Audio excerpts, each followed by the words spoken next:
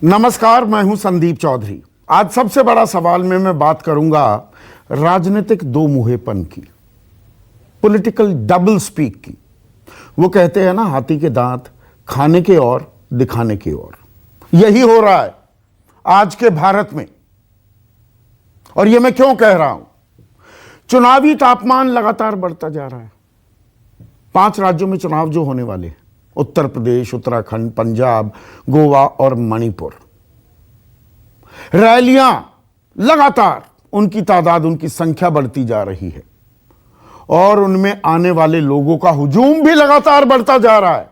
यही मानक है ना कि आपने रैली की, अरे 2 लाख लोग आए, 3 लाख लोग आए, उसी से ताल ठोकी जाती है कि हम चुनाव जीत रहे हैं। लेकिन साथ ही साथ कोरोना, खास ओमिक्रॉन के मामले भी लगातार बढ़ते जा रहे हैं और दिखाने के लिए, खाने के लिए नहीं, दिखाने वाले दांत जो हैं वो दिखाए जा रहे हैं। दिल्ली में, जहां पर दिल्ली एनसीआर में मैं बैठा हूं, दिल्ली में येलो अलर्ट जारी कर दिया गया है। अब आप ऑफिसों में जाएं, तादाद 50%, रेस्टोरेंट में खाना चाहते हैं, जितनी कैपेसिटी है उससे 50% से ज्यादा लोग वहां नहीं बैठ सकते। बार्स में यही हाल है, जिम बंद कर दिए गए हैं, स्विमिंग पूल तो पहले से ही बंद थे, वैसे भी ठंड का मौसम है। तो कहीं पूरी पाबंदी, कहीं 50% पाबंदी। येलो अलर्ट दिल्ली में। उत्तर प्रदेश में सरकार अभी तक कहती आ रही थी कि ये कोविड प्रभावित राज्य है। अब इसकी सीमा 31 मार्च 2022 तक बढ़ा दी गई है। तो सरकार मान रही है कि कोविड प्रभावित राज्य है ये। रात्रि कर्फ्यू भी लगा दिया गया है। यह अपने आप में एक नया शगल है। मानो रात को ही वायरस निकलता है, दिन में वायरस सो जाता है। तो नाइट कर्फ्यू लगा दिया गया है। पंजाब में जिसने दोनों टीके लगवाए होंगे उसे ही बाजारों में एंट्री मिलेगी 15 जनवरी के बाद। पंजाब सरकार ने यह पाबंदी लगा दी है। जो पूरी तरह से वैक्सीनेटेड होंगे वही लोग बाजार, मॉल, होटल, सिनेमा हॉल में जा पाएंगे। लेकिन 117 विधानसभा सीटों पर वहां चुनाव है, रैलियां हो रही हैं, रोड शोज हो रहे हैं, मुलाकातें हो रही हैं, डोर टू डोर कैंपेन भी हो रहा है। वहां ऐसी कोई पाबंदी नहीं। दिल्ली में शादी अगर आपको करनी है, उस समारोह में 20 से ज्यादा लोग नहीं हो सकते। अरविंद केजरीवाल ने यह ताकीद की है, लेकिन खुद पंजाब में जाकर रैलियां कर रहे हैं और उसमें हजारों लाखों की भीड़ है। मानो पंजाब जाने के लिए कोरोना को या ओमिक्रॉन को वीजा की जरूरत होती है। उसका पहले आरटीपीसीआर टेस्ट किया जाएगा, जैसा कि किया जा रहा है अलग अलग राज्यों में। जो अंतर्राष्ट्रीय हवाई अड्डे हैं, बाहर से लोग आ रहे हैं, आरटीपीसीआर टेस्ट। कहीं जाने के लिए आरटीपीसीआर टेस्ट। लेकिन चुनावी रैली में जाने के लिए कोई आरटीपीसीआर टेस्ट की जरूरत नहीं, कोई थर्मल स्क्रीनिंग भी नहीं होती। तो क्या हम खुला न्योता दे रहे हैं? इस बारे में कोई कुछ नहीं बोल रहा। इसकी टोपी उसके सर, पासिंग ऑन द बक जो कहते हैं, जिम्मेदारी से पल्ला झाड़ना। इस कवायद में केंद्र सरकार, राज्य सरकारें, जिन 5 राज्यों में चुनाव हो रहा है, और स्वायत्त संस्था, चुनाव आयोग, क्या ये खेल खेल रहे हैं? और अतीत से हमने कुछ नहीं सीखा है क्या? और अतीत की बात करता हूं, ज्यादा दूर जाने की जरूरत नहीं। इसी साल 5 राज्यों में ही चुनाव हुए थे, पश्चिम बंगाल, असम, तमिलनाडु, केरला और पुडुचेरी। और इससे पहले कि आप भूल जाएं या सरकारें भूल गई हों, राज्य और केंद्र सरकार और चुनाव आयोग भूल गया हो इन आंकड़ों को, तो आपको बता दूं 530% का इजाफा हुआ था। 5.25 गुना केस बढ़ गए थे भारत में कोरोना के। चुनाव होने से पहले जो केस थे वो बढ़कर 5.25% बढ़ गए, 5.25 गुना बढ़ गए थे, 530%। केरल में एक चरण में चुनाव हुआ। चुनावी प्रक्रिया से पहले 30,228 केस थे, वो बढ़कर 1,35,910 हो गए, 3.5 गुना बढ़ गए थे केस। तमिलनाडु में 25,598 केस थे, 84,361 हो गए, 2.25 गुना केस बढ़ गए। पश्चिम बंगाल की बात बताता हूं, वहां पर 8 चरण में चुनाव हुआ था और 27 मार्च को चुनाव का पहला जब चरण हुआ तो 4,608 केस थे, 4,608। और 2 मई को 8वां चरण जब खत्म हुआ तो 1,18,495, 4,000 से केस बढ़कर 1,20,000 हो गए मोटे मोटे तौर पर। और इस दौरान हमने कुछ नहीं किया, सब हाथ पर हाथ धरे बैठे रहे। चुनाव जीतना जरूरी था, चुनाव से ही लोकतंत्र मजबूत होता है। जनता को जनार्दन तो यूं ही कहा जाता है, उनकी जान के साथ खिलवाड़ किया जा सकता है, पर चुनाव जरूरी है। और 6 चरण तक अपनी कुंभकर्णीय निद्रा, मैं कड़वे शब्दों का इस्तेमाल कर रहा हूं, तीखे शब्दों का, चुनाव आयोग नहीं जागा। 6 चरण के बाद चुनाव आयोग बोला कि अरे जो हमने मानक रखे थे, स्टैंडर्ड ऑपरेटिंग प्रोसीजर्स जो थे, उनका आप पालन नहीं कर रहे, अब नथिंग डूइंग, कोई रोड शोज नहीं, और रैली भी करेंगे तो 500 से ज्यादा लोग उस रैली में शिरकत नहीं कर सकते। यह 6ठे चरण बाद हुआ। लेकिन उसका नतीजा क्या? अब पछताए होत क्या जब चिड़िया चुग गई खेत। चिड़िया तो खेत को चुग चुकी थी और अब भी वही हाल है। केंद्र सरकार कहती है कि राज्य सरकारों का मामला है, राज्य सरकारें लगाएं जो प्रतिबंध लगा सकते हैं, हमारा काम नहीं है। Health is a state subject, law and order is a state subject. हालांकि पिछले साल 24 मार्च को जो देशव्यापी पहले लॉकडाउन की घोषणा की गई थी वो केंद्र सरकार ने की, और हम यहां लॉकडाउन की बात नहीं कर रहे। क्या राजनीतिक आम सहमति नहीं हो सकती? सभी दल कहें कि हम बड़ी बड़ी चुनावी रैलियां नहीं करेंगे। Extraordinary measures, extraordinary times call for extraordinary measures. कुछ आउट ऑफ द बॉक्स भी सोच सकते हैं क्या? चुनावी प्रचार प्रसार के कुछ और माध्यम भी हो सकते हैं क्या? और चुनाव आयोग कह रहा है कि हम क्या करें जी, हम तो बैठ के कर रहे हैं।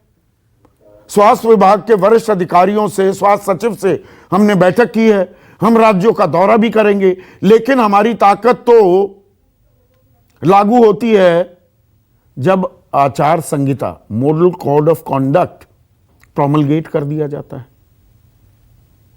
तो उससे पहले हम कुछ नहीं कर सकते। कहा जाता है ना, prevention is better than cure. उससे पहले क्या कुछ तैयारियां नहीं की जा सकती? या ये रेला हम देखेंगे, फिर चुनाव की तारीखों की घोषणा होगी, वो चलती रहेंगी, केस बढ़ने लग जाएंगे। हर जानकार ये कह रहा है कि केस बढ़ सकते हैं, बढ़ सकते हैं। अभी भी केस बढ़ने का क्या हम इंतजार कर रहे हैं? इसी पर हम चर्चा करेंगे। आज का सबसे बड़ा सवाल, चुनावी रैलियों पर लगे रोक। अब तो डिजिटल जमाना है और 1000 तरीके के रास्ते अपनाए जा सकते हैं प्रचार करने के लिए। वहां दिमाग क्यों नहीं लगाया जा रहा? और कोरोना पर राजनीतिक दोमुहापन, कह कुछ रहे हैं, कर कुछ रहे हैं। और यहां पर मैं ये बताना भूल गया कि उत्तर प्रदेश की बात हो रही है, उत्तर प्रदेश के लिए तो एक और उदाहरण हमारे सामने है। इसी साल उत्तर प्रदेश में पंचायत चुनाव हुए थे और पंचायत चुनाव 4 अप्रैल को जब शुरू हुए तो 6,30,000 केसेस थे उत्तर प्रदेश में, और जब तक इन्हें मुकम्मल अंजाम तक पहुंचाया गया केसेस बढ़कर 14 लाख हो गए थे। 1.25 गुना की बढ़ोतरी, 120% का इजाफा हो गया था। चर्चा में मेरे साथ बीजेपी के राष्ट्रीय प्रवक्ता, युवा चेहरा हैं गुरु प्रकाश, कांग्रेस की राष्ट्रीय प्रवक्ता डॉक्टर रागिनी नायक, समाजवादी पार्टी के राष्ट्रीय प्रवक्ता घनश्याम तिवारी, आम आदमी पार्टी की राष्ट्रीय प्रवक्ता रीना गुप्ता, मेरे सहयोगी सुकेश रंजन मेरे साथ स्टूडियो में हैं, और एक बेहद ही खास मेहमान, देश के मुख्य चुनाव आयुक्त रह चुके हैं SY कुरैशी साहब। अभी SY कुरैशी साहब के पास आऊं उससे पहले मैं आपको बता दूं कि अमेरिका में एक राष्ट्रपति होते थे, रूजवेल्ट साहब। उन्होंने एक प्लाक लगा रखी थी, एक पट्टी, एक बोर्ड अपनी टेबल पर, जिस पर लिखा हुआ था द बक स्टॉप्स हियर, यानी कि जिम्मेदारी यहां खत्म होती है। मैं हूं जिम्मेदार, कुछ अच्छा होता है, कुछ गलत होता है, जो फैसले लिए जाते हैं उसकी जिम्मेदारी मेरी। आज की तारीख में केंद्र सरकार हो, राज्य सरकारें हों या चुनाव आयोग, जिम्मेदारी कहां खत्म होती है सुकेश? चुनाव आयोग पर खत्म होती है, क्योंकि पॉलिटिकल पार्टीज से मैं पिछले 3 डिबेट में ये कह चुका हूं कि क्या पॉलिटिकल पार्टीज को एक कॉन्सेंसस बना के चुनाव आयोग के पास जाना चाहिए। क्या हम इतने मैच्योर नहीं हुए हैं कि इन एक्स्ट्राऑर्डिनरी सिचुएशंस में हम एक्स्ट्राऑर्डिनरी मेजर के लिए सोचें कि भाई कैसे होगा चुनाव? हम आपस में तय करके इलेक्शन कमीशन को ऑथराइज करें कि हम ऐसे चाहते हैं। वो नहीं हो सकता, बहुत कट थ्रोट कॉम्पिटिशन है, हर किसी को चुनाव जीतना है। तो the buck stops at election commission. और जब आप बहुत आंकड़े आप दे चुके, मैं देख रहा था कि 2020 और उस दौरान जब चुनाव हुए तो कैंपेनिंग पे सबसे ज्यादा फोकस है कि कैंपेनिंग में ही भीड़ जुटती है। तो डोर टू डोर कैंपेन के लिए क्या किया गया था? इलेक्शन कमीशन की गाइडलाइंस है, subject to any restrictions including extract COVID-19 guidelines, a group of 5 persons including candidates, excluding security personnel if any is allowed to door campaigning। 5 लोग से ज्यादा नहीं जा सकते। आगे लिखा है road shows 2 sets of vehicles हो सकते हैं, एक साथ 10 नहीं हो सकते, 5-5 हो सकते हैं, और एक सेट और दूसरे सेट में आधे घंटे का इंटरवल चाहिए। तीसरा, इलेक्शन मीटिंग्स, उसमें तो लंबी चौड़ी पूरा गिनाने लगूंगा तो गाइडलाइंस बहुत अच्छे हैं, एक फॉलो नहीं हुआ। मैं ये जानना चाहता हूं इलेक्शन कमीशन अगर इसका खुलासा करे कि 2020 में 21 में जब चुनाव हुए तो कितने केसेस दर्ज हुए पॉलिटिकल पार्टीज के खिलाफ, कैंडिडेट्स के खिलाफ, और उसका क्या हुआ। और जो सरेआम उल्लंघन होता है, आम आदमी सड़क पर भी निकले, अपनी गाड़ी में बैठा है, अकेला बैठा है, मास्क नहीं लगाया तो चालान कटेगा। बिल्कुल, आपका थर्मल स्क्रीनिंग होगी, हम ऑफिस में आते हैं, थर्मल स्क्रीनिंग होती है, RT-PCR टेस्ट होंगे, लेकिन चुनावी रैली में क्या ये इंतजाम, ये रेगुलेशंस लागू नहीं की जा सकती? ये हम सबने देखा कि ये इंश्योर नहीं किया गया, ये एग्जीक्यूट नहीं किया जा सका। तो क्या कार्रवाई हुई? नहीं, आज क्यों नहीं कर पा रहे? The buck stops there. तो क्या कार्रवाई हुई? उससे पता लग जाएगा कि क्या इतना ट्रूथ है, क्या आप इस तरीके से एक्ट कर सकते हो, एक डेटरेंट की तरह आप सामने उदाहरण पेश कर सकते हैं कि अगर ऐसा नहीं करोगे तो ये होगा। इसलिए इलेक्शन कमीशन को चाहिए कि एक गाइडलाइन तय करे जिसको वो इंश्योर करा सकता है। क्या चुनावी रैलियों के बिना नहीं हो सकता? हम 80s 90s में नहीं है, मैं पिछली बार भी कह रहा था। नहीं, पहले पोस्टर्स लगते थे, झंडे बैनर लगते थे, उन पर पाबंदी लगी ना, अब पोस्टर्स, झंडे, बैनर नहीं लगते हैं ना। ये सोशल मीडिया इतना बड़ा माध्यम है, रेडियो इतना बड़ा माध्यम है, कम्युनिटी रेडियो है, आप दूरदर्शन का इस्तेमाल कर सकते हैं, आप प्राइवेट टीवी चैनल्स का इस्तेमाल कर सकते हैं। ये तो फौरी तौर पे दिमाग में आता है। क्या हम बैठ के ये तय नहीं कर सकते हैं कि हम इस तरीके से कैंपेन को एक तरीके से हम उसको शेप इस तरीके से करें कि आम लोगों की जिंदगी बचाई जा सके, खतरे में न डाली जाए और चुनाव संपन्न हो सकते हैं? कुरैशी साहब, चुनावी पारा बढ़ रहा है, रैलियों की संख्या बढ़ रही है, उसमें आने वाले लोगों का हुजूम बढ़ रहा है और कोरोना के ओमिक्रॉन के मामले भी बढ़ रहे हैं। मतलब ये कदम ताल साथ साथ चलेगी। ये अपने आप में एक विरोधाभास नहीं है। आम आदमी पर नाइट कर्फ्यू लगाए जा रहे हैं, पाबंदियां लग रही हैं, दिल्ली में येलो अलर्ट जारी कर दिया गया है, पर चुनाव के लिए कुछ नहीं। एक अजीब सी खामोशी, ये समझ में आता है आपको? नहीं, लेकिन अजीब से खामोशी किसकी?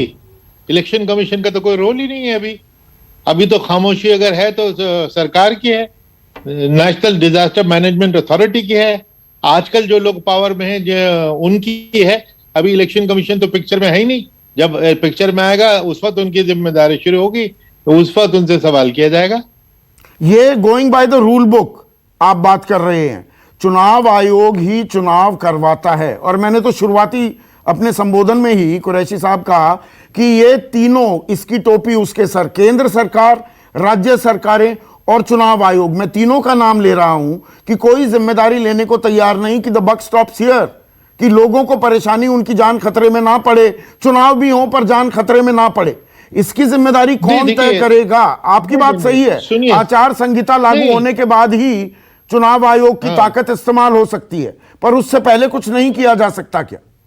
उससे पहले एक चीज की जा सकती है कि इलेक्शन कमीशन आज रात को ही इलेक्शन अनाउंस कर दे और सारी पावर उसके पास आ जाएगी, फिर कर सकती है। जब तक उसके पास पावर ही नहीं है, वो साइलेंट ऑब्जर्वर ही रह सकता है, जैसे कि मैं और आप हैं। ये चीज माननी चाहिए। अब इलेक्शन कमीशन के पीछे लट के पड़ जाए कि जो कुछ नहीं करे, बेचारे क्या कर सकते हैं? वो अपनी तैयारी जरूर कर रहे हैं। नहीं, तो हम पीछे पड़ेंगे तो केंद्र सरकार की जिम्मेदारी बनती है, या केंद्र सरकार कह रही है कि health is a state subject, law and order is a state subject, जी आप पाबंदी लगा दो, और पाबंदियां लग रही हैं और उसकी खुली अवहेलना भी हो रही है। मतलब येलो अलर्ट है दिल्ली में, मुख्यमंत्री अरविंद केजरीवाल लगाते हैं, पर वो पंजाब में जाकर चुनाव प्रचार कर रहे हैं ना। नाइट कर्फ्यू लगा हुआ है उत्तर प्रदेश में, वो कोरोना प्रभावित राज्य है, पर खुल्लम खुल्ला सब रैलियां हो रही है ना। जो आप फरमा रहे हैं ये ठीक कर रहे हैं, लेकिन इलेक्शन कमीशन का रोल अभी इसमें है ही नहीं। इलेक्शन कमीशन अंदर से कुड़ रही होगी, अंदर से परेशान हो रही होगी, लेकिन अभी कुछ कर ही नहीं सकते। आप चाहते हैं कि इलेक्शन कमीशन इसमें कुछ करे? जिनके हाथ में है ये आज, central government, state government, district magistrate, उनके हाथ में, उनसे पूछिए कि वो चुप क्यों बैठे हुए हैं। ये तीनों मिलकर काम नहीं कर सकते कुरैशी साहब? तीनों मिलके करेंगे, लेकिन इलेक्शन कमीशन का जब अभी रोल नहीं है तो वो अभी मिलके क्या करेगा? नहीं, जो राज्य सरकारें हैं, जो केंद्र सरकार है, या मैं और आसान कर देता हूं, तमाम जो राजनीतिक दल हैं वो एक सर्वदलीय बैठक कर सकते हैं ना चुनाव आयोग के साथ, कि जी हमें कोरोना के मद्देनजर कुछ पाबंदियां अभी से लगानी होंगी, लकीर के फकीर ना बने हम अभी। बिल्कुल अच्छी बात है। सारी पार्टियां मिलकर अगर ये यूनानिमसली फैसला कर ले, बहुत अच्छी बात है। ये common sense is not so common वाला खेल हो रहा है क्या कुरैशी साहब? जी, बजाहिर तो ऐसे ही लग रहा है कि जो चीज सामने दिखाई दे रही है, लाखों की रैलियां हो रही हैं बगैर मास्क पहने हो रही हैं। जैसे अभी मैंने सुना, किसी ने बोला, फैक्ट ये कि आप अपनी ही गाड़ी में अकेले पैसेंजर बैठे हुए जा रहे हैं और मास्क नहीं लगाए हुए तो 2-2 हजार के चालान हो रहे हैं, लेकिन यहाँ एक आदमी वायलेट करे तो जुर्म, 5 लाख आदमी वायलेट करें तो बहुत अच्छी बात है। ये क्या डबल स्टैंडर्ड? नहीं, चुनाव आयोग की भी आपने बात की, and I am not trying to target one particular arm of the government. एक मिनट सुनिएगा, एक सेकंड सर, सुनिए तो। एक मिनट पहले मैं क्लैरिफाई कर दूं, please. Election commission is not arm of the government. या it's a statutory, it's a autonomous body. हां, यस। तो संविधान ने एक संस्था को भी मैं टारगेट नहीं कर रहा हूं। मेरा सवाल क्या है, और उसे समझिएगा कुरैशी साहब, and you will appreciate it. मैंने इसीलिए पश्चिम बंगाल के आंकड़े दिए। देखिए, अतीत हमें बहुत कुछ सिखाता है ना। 5 राज्यों में चुनाव हुए, चुनाव से पहले और बाद में 5.25 गुना इजाफा हुआ था कोरोना के मामलों में। और 8 चरणों में चुनाव हुए पश्चिम बंगाल में। पहले चरण का जब चुनाव हुआ तो 4,608 मामले थे, और 8वें चरण जब वो खत्म हुआ 2 मई को 1,18,495 मामले थे। लेकिन चुनाव आयोग भी, ये संवैधानिक संस्था भी, इसने डंडा कब चलाया? 6ठे चरण के बाद, कि रोड शोज नहीं होंगे और रैलियां सिर्फ 500 तक सीमित होंगी। 6 चरणों तक चुनाव आयोग भी सोता रहा था सर। बिल्कुल ठीक है, बिल्कुल ठीक है, मैं एग्री करता हूं कि देखिए इलेक्शन कमीशन को हम जब पकड़े, जब उनका रूल, उनका राज शुरू हो जाए, अभी तो है ही नहीं। जब मॉडल कोर्ट शुरू हो जाएगा, उसके बाद जिम्मेदारी 100% इलेक्शन कमीशन की होगी। इलेक्शन कमीशन की जो गाइडलाइंस है वो बहुत अच्छी हैं, लेकिन इम्प्लीमेंटेशन में बहुत कोताही थी, जिसका आप जिक्र कर रहे हैं और सब जिक्र करते हैं कि बंगाल में हुआ। जब नेता लोग खुद ही रैली कर करके थक गए, उस वक्त इलेक्शन कमीशन ने उस रैली को बंद कर दिया। तो ये तो पहले बंद करने की चीज है। दूसरा जो एक सजेशन आपके कन्वर्सेशन से निकल के बड़ा अच्छा आ रहा है कि वाकई आज के हालात को देखते हुए 8-8 फेजेस का इलेक्शन के बजाय उसको 1-2 फेज में निपटाया जाए, और उसके लिए भारत सरकार की हेल्प चाहिए होगी। वो ये चाहिए होगी कि जो पैरामिलिट्री फोर्स, एक ही वजह है जिस वजह से हम मल्टी फेज इलेक्शन करते हैं कि जान बचाने के लिए हर पार्टी डिमांड करती है कि पैरामिलिट्री फोर्स लेके आओ। उसकी अवेलेबिलिटी बड़ी कम होती है। हमारे पास में 700-800 कंपनी मिल जाती थी, लेकिन बंगाल में तो 3,000 कंपनियां यूज हुई हैं। तो 3-4 हजार कंपनियां आप दे दीजिए, 2 दिन में 2 फेज में इलेक्शन कंप्लीट करा लीजिए, बहुत देश के पे मेहरबानी और एहसान होगा। और खास ये उत्तर प्रदेश पर लागू होता है। 25 करोड़ की आबादी है, 24 करोड़ के करीब की, और इन 5 राज्यों की मिला ले लगभग 1/4 जनसंख्या इस चुनावी प्रक्रिया में कहीं ना कहीं हिस्सेदारी, भागीदारी करेगी। जी, तो इसमें ये बताइए कुरैशी साहब, मैं फिर वही बात पूछना चाहूंगा, तीनों केंद्र सरकार, राज्य सरकारें, चुनाव आयोग साथ बैठकर मत्थापच्ची नहीं कर सकते हैं क्या? कर सकते हैं, बिल्कुल कर सकते हैं। लेकिन इस बात ठीक है, इलेक्शन कमीशन भी इनिशिएटिव लेके अपील कर सकती है पार्टीज को, और अपनी बुला भी सकती है। हालांकि आज की स्थिति में अगर वो बुलाएं और कोई पार्टी न जाए, ये भी संभव है। जैसा आप कौन होते हैं, क्योंकि हमने ये देखा है कि इलेक्शन जब शुरू हो जाता है मॉडल कोड, उस वक्त पार्टीज का बिहेवियर दूसरा होता है। उसके बाहर पार्टीज इलेक्शन कमीशन को पहचानते भी नहीं, पहचानने से इनकार करते हैं कि आप हैं कौन। और तो चुनाव आयोग डंडा भी नहीं चला पाता है। जो नहीं चला पाता, अवहेलना होती है जिन पाबंदियों की, और उसका जिक्र कर रहे थे सुकेश, वहां पर कितने नेताओं पर कोई दंडात्मक कार्रवाई हुई? यस, ये पूछने लायक है। ये जरूर आप इलेक्शन कमीशन से पूछ सकते हैं, इसका आपको पूरा हक है। सुकेश एक सवाल पूछना चाह रहे थे बिफोर यू गो सर। ना, मैं एक सिंपल सा सवाल कुरैशी सर पूछना चाहता हूं, ये कि जैसे होम सेक्रेटरी से आपकी मुलाकात होती थी, आपके जमाने में भी होती थी, आज भी होती है कि इलेक्शन कैसे कंडक्ट किए जाएंगे। अभी हेल्थ सेक्रेटरी से बुला के बातचीत की है इलेक्शन कमीशन ने। क्या अगर चुनावी दल जो हैं वो अगर मीटिंग करके इलेक्शन कमीशन के पास नहीं जाते हैं, क्या इलेक्शन कमीशन के पास अभी ये पावर नहीं है कि जैसे वो होम सेक्रेटरी, जैसे वो हेल्थ सेक्रेटरी को बुला के बात कर रहे हैं, वो सारे दल के नेताओं को बुलाएं, उनसे बातचीत करें कि ऐसे हम चाहते हैं चुनाव कराना? ऐसा अगर एक्स्ट्राऑर्डिनरी सिचुएशन है तो ऐसा क्यों नहीं कर रही चुनाव आयोग? नहीं, ये बुला सकते हैं। ये आपकी आवाज उन तक पहुंचेगी तो वो शायद इस पे गौर करेंगे। बुला लें सभी पार्टीज को कि भाई हमारा रोल जब शुरू होगा, जब तो हम तो डंडा चला ही देंगे इस वजह से, लेकिन जब तक नहीं होता, जब तक प्लीज आप लोग कोऑपरेट करें। और अदरवाइज, हालांकि मैं तो समझता हूँ इलेक्शन कमीशन के पास बहुत बड़ा डंडा है। मैं होता तो उस डंडे को यूज करता, मैं तो इलेक्शन फौरन अनाउंस कर देता। ठीक है कि भाई आप लोग अगर कुछ नहीं कर रहे, रैलीज करते रहोगे, बीमारी फैलाते रहोगे और अपीलों पे गौर नहीं करोगे, हम बुलाएंगे तो आओगे नहीं, तो ना आओ। ठीक है, कल चलो, कल से इलेक्शन मॉडल कोड चालू, आ जाओ, लाइन हाजिर। और दूसरी बात आपने कही, उत्तर प्रदेश में 2 चरण में ही निपटाओ चुनाव, उत्तर प्रदेश में 7-8 चरण का खेल नहीं होना चाहिए। बिल्कुल, ये भी बहुत अच्छा सुझाव है और इसको गौर करना चाहिए। और इसका एक ही इलाज है, जो पैरामिलिट्री फोर्स है उसको ज्यादा तादाद में एक साथ दे दिया जाए। बहुत बहुत शुक्रिया कुरैशी साहब, कीमती वक्त निकाला, Thank you, sir. आपको कहीं और जाना भी था। तो गुरु, मोटी बात ये, हाथी के दांत खाने के और दिखाने के और हैं क्या?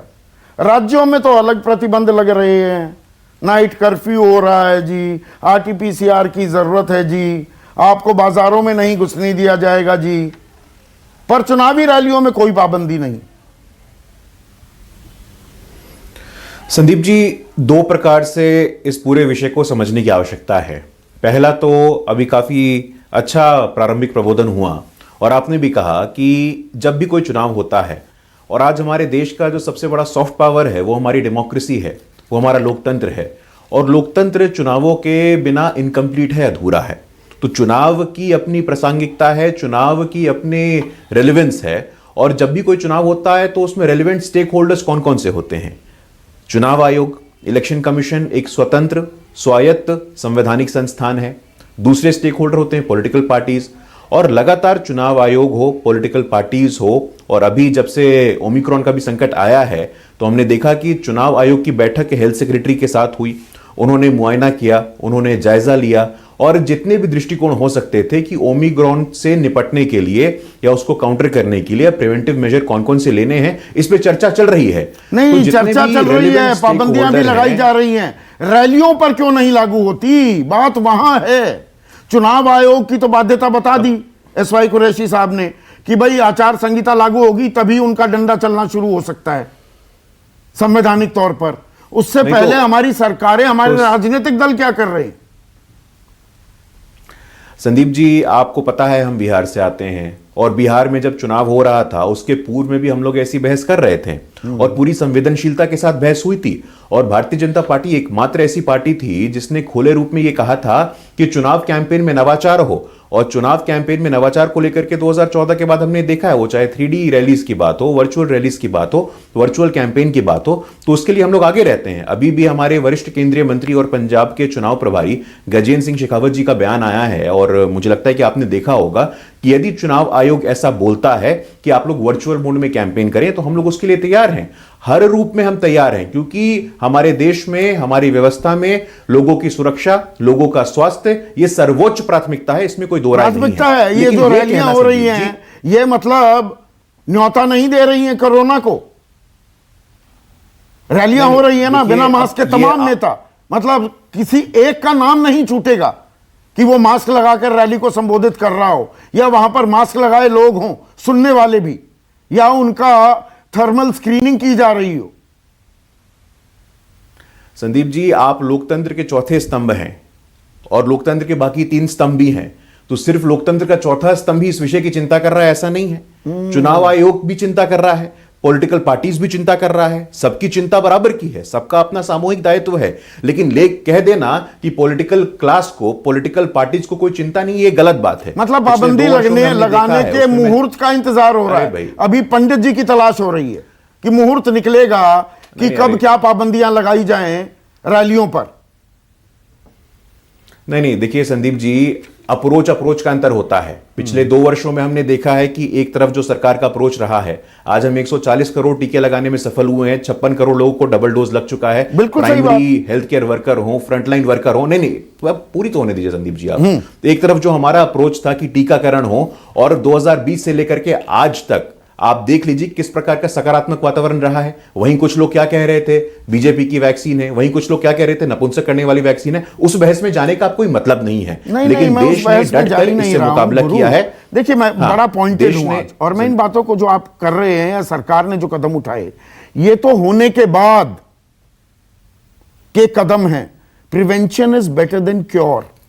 मैं ये पूछ रहा हूं आपसे कि उत्तर प्रदेश में एयरपोर्ट, रेलवे स्टेशनों पर बाहर से आने वालों का अनिवार्य रूप से टेस्ट होगा, सार्वजनिक स्थानों पर कोविड नियमों का पालन करने के लिए कदम उठाए जाएंगे, रात्रि कर्फ्यू लग गया है, पंजाब में 15 जनवरी के बाद आपकी एंट्री नहीं होगी अगर दोनों टीके नहीं लगवा रखे हैं, बाजारों में, मॉल में, होटल में, सिनेमा हॉल में।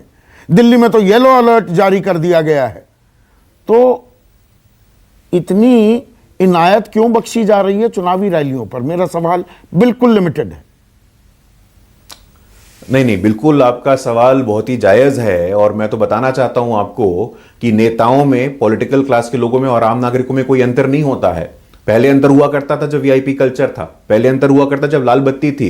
तो निश्चित रूप से हम सभी को फॉलो करना चाहिए और थोड़ा इंतजार रखना चाहिए। अच्छा, थोड़ा इंतजार करें, वही मुहूर्त का इंतजार हो रहा है क्या? रागिनी नायक, हम खतरों के खिलाड़ी हैं, हमारा समाज भरा पड़ा है खतरों के खिलाड़ी से कि कोई फर्क नहीं पैंदा, आने दो ओमिक्रॉन को देख लेंगे और फिर रोएंगे। ऑक्सीजन की कमी, बेड के लिए त्राहिमाम, दवाइयों की कालाबाजारी, फिर रोएंगे। संदीप जी, वीआईपी कल्चर की बात हुई तो अभी प्रधानमंत्री मोदी जी के काफिले में एक 12 करोड़ की गाड़ी जो शामिल हुई है वो याद आ गई मुझे।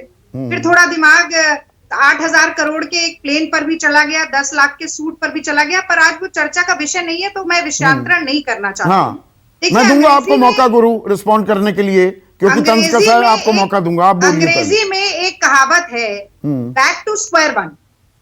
तो पहली और दूसरी कोरोना की लहर के कहर के बाद 18 दिन में महाभारत का युद्ध समाप्त होता है, उतना ही समय दे दीजिए। से लेकर 31 दिसंबर 2021 तक पूरे देश की वयस्क जनसंख्या को डबल डोज लग जाएगी। जैसे तमाम वादों के बावजूद ये नौबत क्यों आई कि हम फिर उसी मोड़ पर आकर खड़े हो गए हैं? मुझे लगता है सबसे पहले और सबसे बड़ा सवाल तो यही होना चाहिए।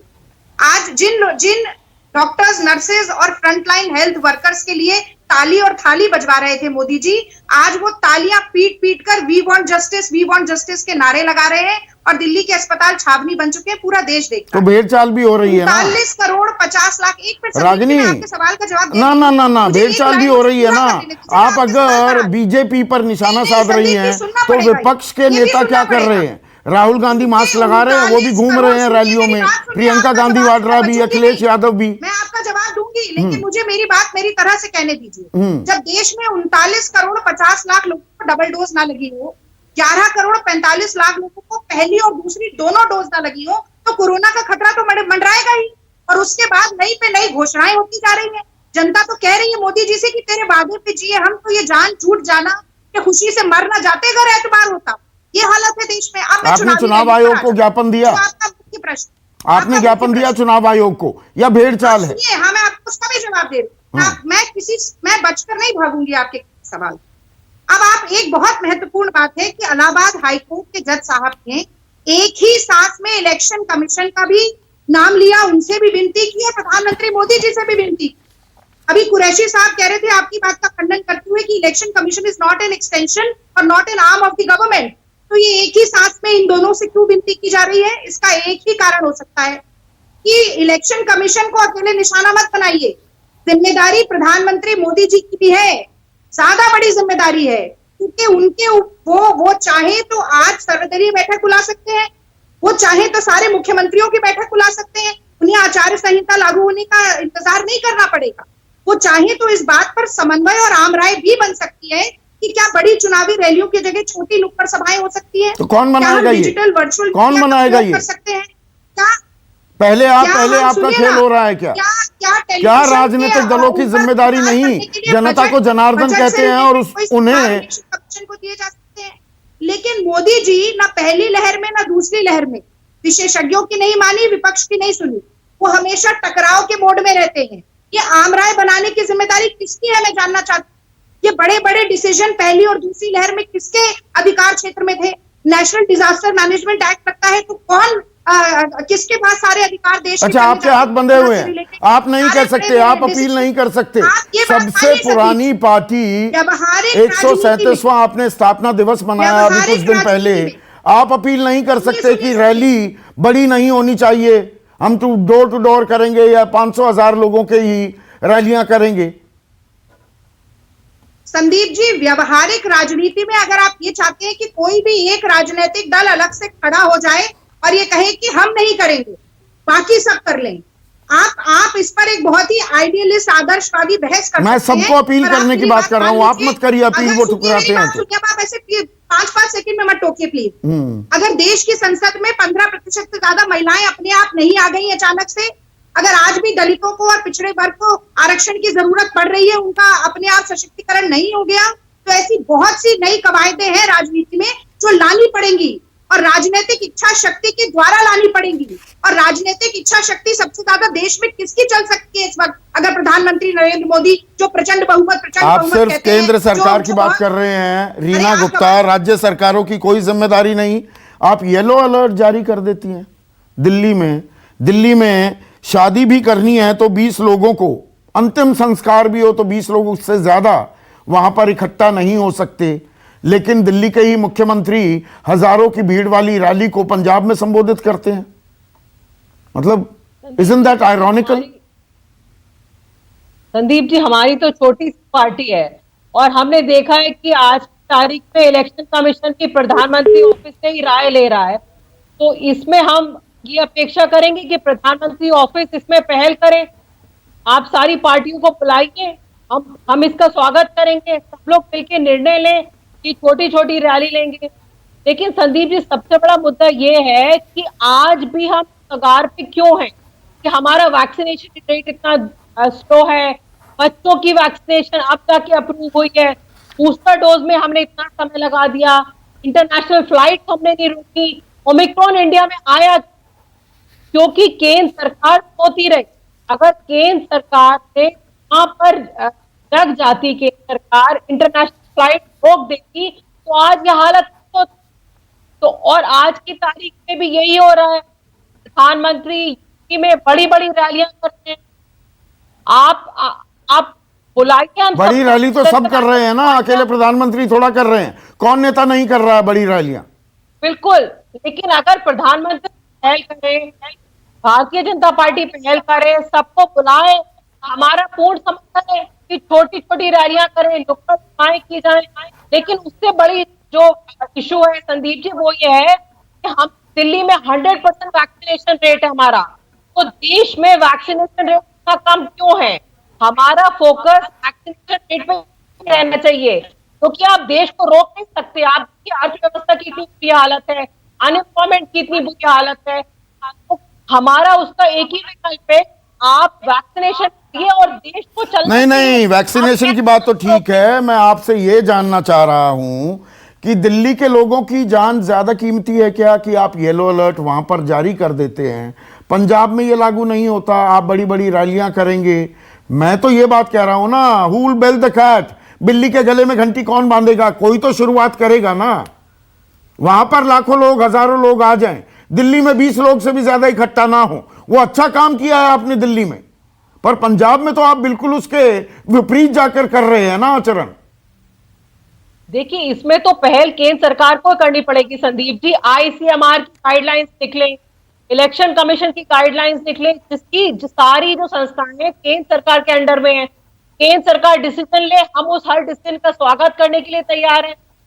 हम नुक्कड़ सभाएं करेंगे, छोटी छोटी रैली करेंगे, लेकिन उसमें पहल वही चीज जो मैंने रागिनी से पूछी रीना, ये कोई भी राजनीतिक दल में इतनी कुव्वत, इतना मादा नहीं है कि वो स्वतः ये करके दिखाए कि हम ये करते हैं, या ये दरअसल तू डाल डाल में पात पात हार जीत का खेल है, किसी भी कीमत पर सामदान दंड भेद इस्तेमाल करके जीतना जरूरी है। तो कोई पीछे हटने को तैयार नहीं।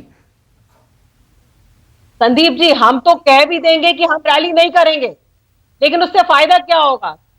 अगर प्रधानमंत्री जी इतनी बड़ी बड़ी रैली करते रहे हैं कि वो सुबह को रैली कर रहे हैं बनारस में और शाम को आके कोविड प्रोटोकॉल के नए नियम का ऐलान कर रहे हैं, उसमें आपको आयरनी नहीं दिखाई दे रही? नहीं, मुझे तो दिखाई दे रही है जी, बिल्कुल दिखाई दे रही है। घनश्याम तिवारी, खेल यही देखिए, समझ से परे है ये। मतलब आप केंद्र से पूछो, केंद्र कहता है राज्यों की जिम्मेदारी, राज्य कहते हैं कि भाई केंद्र कर दे, दिशा निर्देश दे दे, कोई फैसला ले ले। चुनाव आयोग कहता है हम तो आचार संहिता लागू होने से पहले हमारा डंडा ही नहीं चल सकता। मतलब कमाल नहीं है ये, कोई फैसला लेने की हालत में ही नहीं है लगता है। नमस्कार संदीप जी, आपको, दर्शकों को और को पैनलिस्ट को एक संस्था की अवधारणा के बारे में आपको कहना चाहता हूं। एक समग्र सक्रिय प्रौद्योगिकी से परिपूर्ण दीर्घकालिक विकास नीति जिसमें सभी हितकारक रोकथाम, तैयारी, प्रशमन के घटक शामिल हैं, के माध्यम से सुरक्षित और आपदा प्रतिरोधी भारत का निर्माण करना। ये vision national disaster management authority का है, जिसके अध्यक्ष स्वयं प्रधानमंत्री हैं। तो अगर एक संस्था है देश में जिसका ये मिशन ही है आपदा प्रबंधन के संबंध में नीतियां निर्धारित करना, सवाल ये है कि नेशनल डिजास्टर मैनेजमेंट के अथॉरिटी के जो अध्यक्ष हैं वो स्वयं डिजास्टर अगर क्रिएट करना चाहते हैं देश के प्रधानमंत्री, तो कौन रोक सकता है?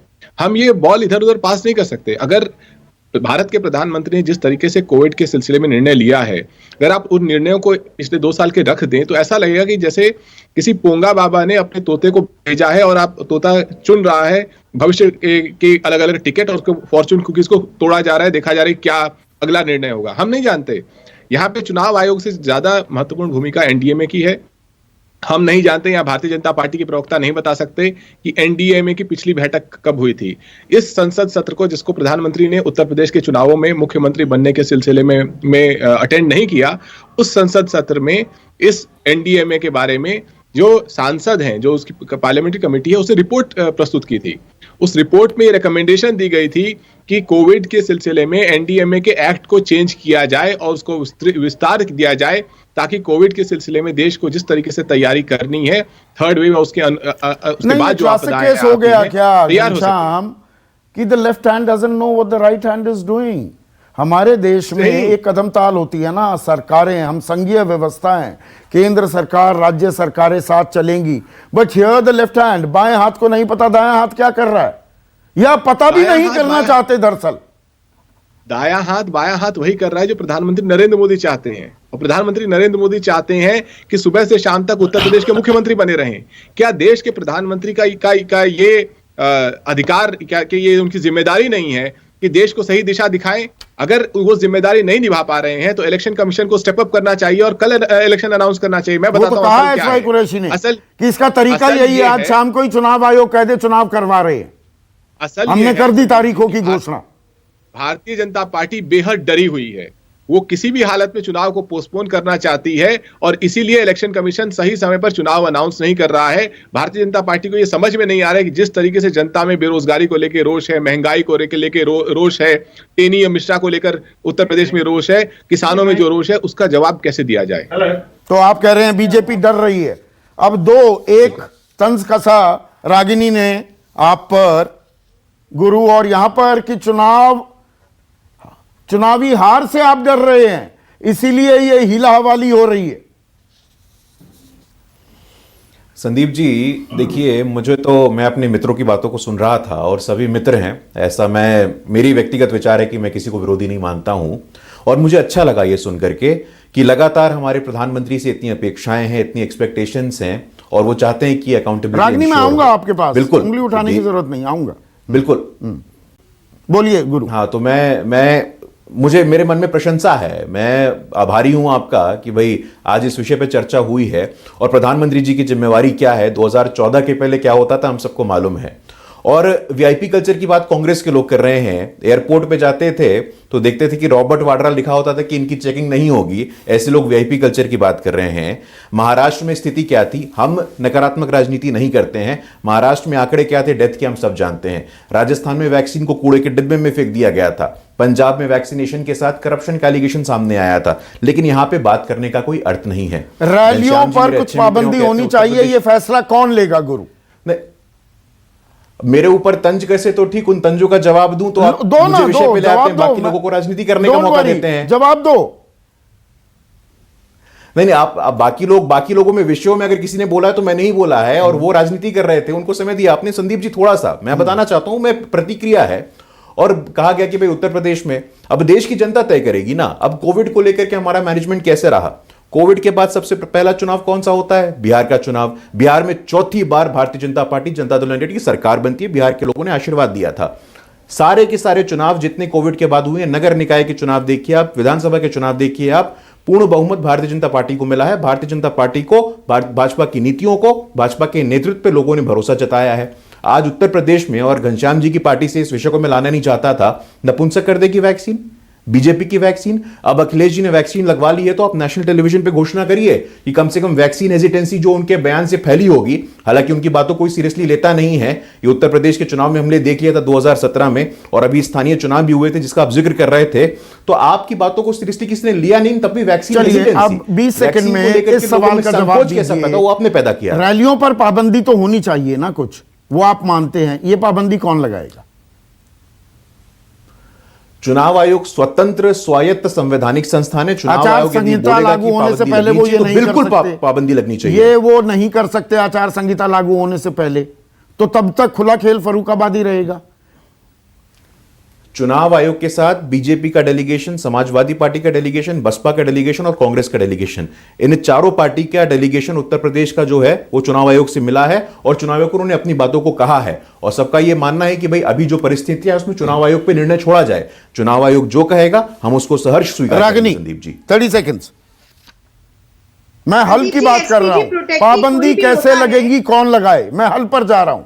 अब राजनीति छोड़ दीजिए, राजनीतिक मौसम है, बहुत आरोप प्रत्यारोप होंगे। 30 सेकंड मिले हैं केवल जवाब देने की। देखिए, एसपीजी प्रोटेक्टी कोई भी होता है, उसके पूरे परिवार पर वो सुरक्षा लागू होती है। इससे ज्यादा मैं इस विषय पर कुछ नहीं बोलना चाहती, लेकिन हाँ मैं ये जरूर कहना चाहती हूँ कि हाथ जोड़कर मोदी जी से विनती है कि जिन लोगों ने वोट देकर उन्हें प्रधानमंत्री बनाया है, अब उनकी जान बचाने का समय आ गया है। इलेक्शन कमीशन के कंधे पर रखकर बंदूक मत चलाइए। इतिहास गवाह है इस सरकार का कि जब मोदी जी की घोषणाएं बंद हो जाती हैं तब चुनाव की डेट आती है। इस पर भी हम बहुत बार बहस कर चुके हैं, पर अब ये जरूरी है कि अहंकार को, जिद को, सत्ता के मद को त्याग कर विपक्ष से और विशेषज्ञों से एक संवाद का रिश्ता बनाएं, एक आम राय, आम सहमति करके चुनावी रैलियों को बंद करने या छोटे से छोटा या नियंत्रित करने की कवायद शुरू करें। कांग्रेस पार्टी एक जिम्मेदार विपक्ष के नाते जो भी सहयोग होगा वो देगी, लेकिन ठीक है, अपने मन आम की राय, बात आम सहमति बनाने की जरूरत है, बन पाएगी? सुकेश 30 सेकंड लेता हूं। मैं पूरी बहस सुन रहा था, बहुत सारी चीजें लॉस्ट इन ट्रांसलेशन हो जाती है। मैं रिकैप करा देता हूं। कुरैशी साहब ने कहा इलेक्शन कमीशन क्या करे, अभी डंडा कैसे चला दे। बीजेपी ने कहा थोड़ा वक्त दीजिए, आप ही को चिंता थोड़ी है, आप चौथे स्तंभ में, हमें भी है। कांग्रेस कहा राजनीतिक इच्छा शक्ति किसकी होनी चाहिए, जिम्मेदारी किसकी, बीजेपी की। आपने कहा हम तो छोटी पार्टी हैं। समाजवादी पार्टी ने कहा बीजेपी हार के डर से घबराई हुई है, इसलिए चुनाव टालना चाहती है। अब इसको अगर आप एक पर्सपेक्टिव में देखेंगे तो आपको समझ में आएगा कि कोई समन्वय नहीं है, कोई कोऑर्डिनेशन नहीं है, और हम उस इसकी बात कर रहे हैं आइडियल सिचुएशन की, जिसकी बात प्रधानमंत्री ने की थी टीम 11 की। आज की तारीख में ऐसी परिस्थिति में जो एक्स्ट्रा ऑर्डिनरी सिचुएशन है उसमें टीम 11 की तरह करना पड़ेगा कि प्रधानमंत्री या तो मीटिंग बुलाएं या विपक्षी कहें कि हम सब एक साथ मीटिंग करना चाहते हैं, और वो सब जाकर इलेक्शन कमीशन को कहें कि ऐसा ना हो कि जब तक आप डेट्स अनाउंस करें तब तक चीजें हाथ से निकल जाएं। और उसके बाद फिर हम त्राहिमाम करते घूमें। और यहां पर देखिए चुनाव किसके हैं, हमारे ही देश में हो रहे हैं ना, हमारे राज्य हैं। कौन चुनाव लड़ रहा है? राजनीतिक दल, वो भी हमारे ही हैं। किसे मजबूत करने की दुहाई दी जा रही है चुनाव के जरिए? लोकतंत्र को। वो हमारा ही लोकतंत्र है जिसके जनार्दन हम हैं। तो इसमें मीन मेक निकालने के बजाय एक आम सहमति बने, चुनाव भी हो जाए, लोकतंत्र का पहिया भी घूमता रहे और जान भी खतरे में ना डले। क्या हम वो रास्ता इजाद नहीं कर सकते क्या? और फिर वही बात कहूंगा, अमेरिकी राष्ट्रपति वाली बात, कोई तो बताए कि किसके डेस्क पर वो प्लाक है, वो पट्टी है जो कह रही है द बक स्टॉप्स हियर, जिम्मेदारी यहां खत्म होती है। नमस्कार। नमस्कार, मैं हूं मानक गुप्ता। अगर आपको हमारा ये वीडियो पसंद आया हो तो इसे लाइक और शेयर जरूर करें, और हां, हमें सब्सक्राइब और फॉलो करना ना भूलें ताकि आप देश और दुनिया की कोई खबर मिस ना करें। तो जुड़े रहिए हमारे साथ और देखते रहिए न्यूज़ 24।